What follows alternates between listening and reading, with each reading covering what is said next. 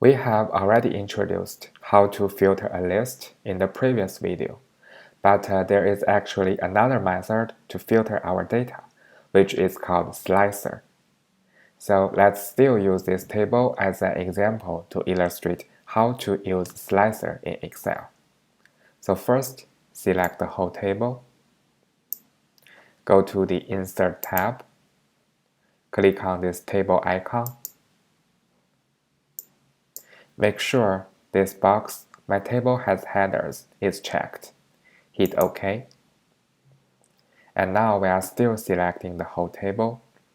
Go to the Insert tab again. Click on this slicer icon.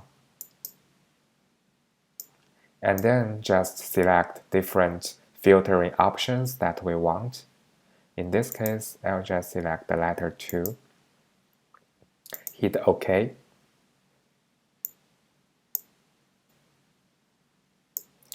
And you can see there are menus for each of these 2 slicers.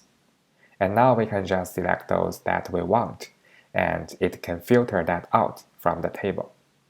For instance, I would like to see who select the meal plan option A. So I'll just click option A. And now the table has been filtered. And we can also check who select dining hall A and option A.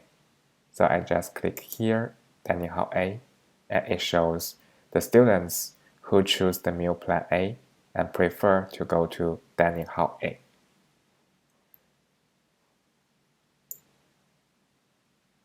And to summarize, the slicer tool in Excel is just like a fancier version of the filter list.